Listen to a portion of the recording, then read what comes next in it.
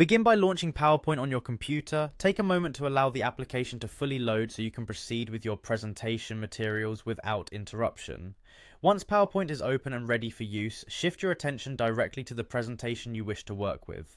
Make sure that the correct file is open, as this will be the one you transform into an interactive handout or worksheet. After you have your presentation visible on screen, navigate to the main menu and locate the tab labeled File. This tab is typically positioned at the beginning of the menu options and serves as a gateway to various file-related actions. Upon clicking File, you open up a range of options that enable you to manage, save, and export your work effectively. Within the File menu, look for the option that allows you to export content. This export function is essential because it provides you with the tools necessary to convert your standard presentation into a more interactive and user-friendly format. When you click on Export, a set of additional choices appears that cater specifically to preparing handouts. Continue by selecting the option labeled Create Handouts. This step instructs PowerPoint to begin the process of converting your slides into a layout that is better suited for handouts or worksheets.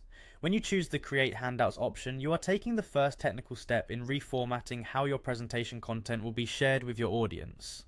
After clicking the Create Handouts option the first time, the system will prompt you with another Create Handouts option designed to confirm your selection. Click Create Handouts once more to ensure that the process begins properly and that the software understands you want to convert your slides into an interactive handout format. With the handout creation process now initiated, a confirmation dialog will appear on screen. At this point, proceed by clicking on OK.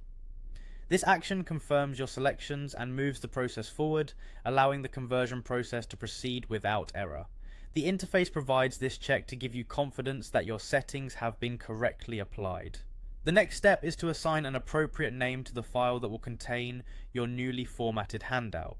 Carefully type in the desired file name, ensuring that it accurately reflects the content or purpose of your handout. This file name will help keep your documents organized, especially if you plan on creating multiple resources for various presentations.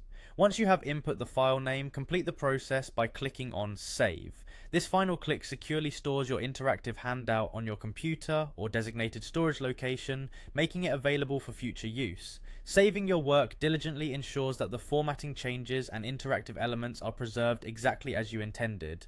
This detailed progression from opening PowerPoint to saving your work is designed to transform your standard presentation into a more engaging handout or worksheet.